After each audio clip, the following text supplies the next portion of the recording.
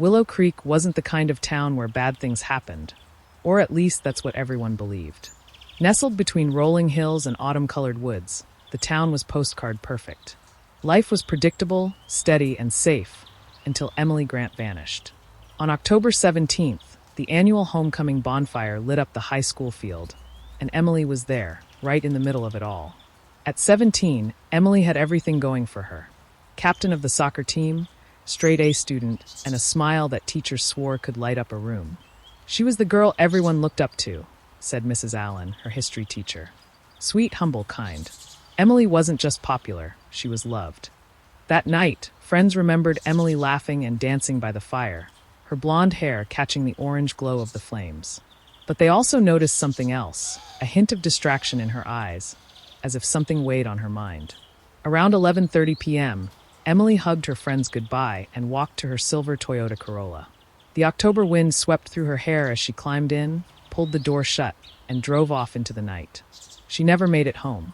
The next morning, a jogger on the wooded trail outside town stumbled upon a sight that would haunt Willow Creek forever. Emily Grant, lying motionless on the forest floor. Her face was pale, her eyes wide open to the sky as if frozen in terror. Bruises marred her neck, clear signs of strangulation. Her car was parked a few feet away, keys still in the ignition. Her shoes were missing, and so was her phone. By noon, the news had spread across the small town like wildfire. Parents clutched their children tighter. Students flooded social media with hashtags, #JusticeForEmily.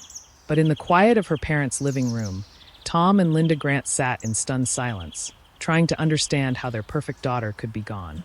Detective Claire Hudson had seen her share of crime scenes in 15 years on the force, but something about Emily's case hit different. Maybe it was her age. Maybe it was the sheer brutality. Or maybe it was the silence, the lack of struggle marks around the car, the absence of defensive wounds beyond broken fingernails. Someone had caught Emily off guard. Someone she trusted. As Claire combed through Emily's phone records, a chilling text appeared. "Meet me by the trail. We need to talk. Alone." Sent just 2 hours before she was killed. Who was Emily planning to meet that night? And what was so urgent that she agreed to a secret meeting? The investigation began with Emily's inner circle. Sarah, her best friend, was brought in first. "She didn't tell me anything about meeting someone," Sarah said, tears streaking her face. But Emily had been stressed lately. "She told me she was hiding something big." That something turned out to be Jason Miller, the high school's golden boy quarterback. Emily and Jason had been secretly dating for months, Sarah revealed, but Emily ended it 2 weeks before homecoming.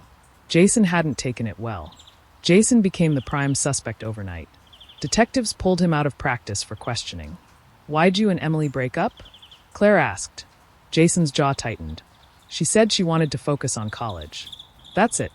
Were you angry?" "Of course I was angry, but I'd never hurt Emily." Jason swore he was gaming with friends that night, and his alibi checked out. Phone data confirmed it. For now, Jason was off the hook. Weeks passed. Leads dried up. The case was turning cold, until a pawn shop owner 2 towns overcalled with a tip. "We've got a phone here.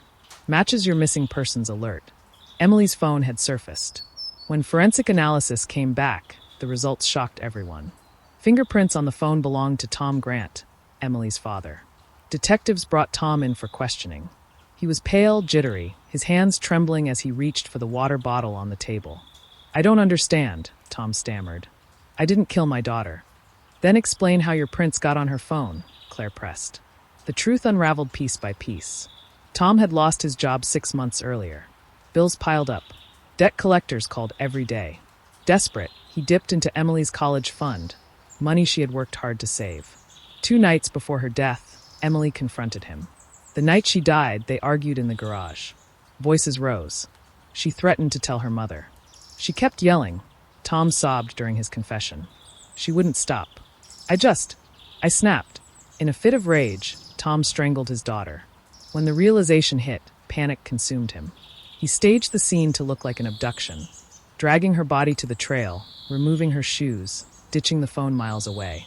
He thought he had erased the trail, but desperation always leaves a mark. Tom Grant was charged with second-degree murder. The courtroom was packed the day he pled guilty. His wife sobbed in the gallery, her face buried in her hands as Tom whispered through tears. I'm sorry. I didn't mean to. She was my baby. The judge's gavel struck like thunder. A life sentence. Willow Creek will never be the same. At the high school, Emily's empty desk is covered in flowers and handwritten notes.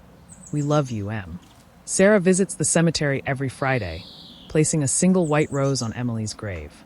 Jason hasn't been back to the football field since that day. Detective Claire Hudson filed her report and closed the case, but the words still echo in her mind. Sometimes the danger we fear isn't in the shadows, it's sitting at the dinner table. Tom Grant spends his days in a state prison, a father forever haunted by what he did. Linda moved out of Willow Creek, unable to bear the whispers. And Emily? Her story remains a chilling reminder of trust betrayed, secrets buried, and the darkness that can hide behind the warmest smile.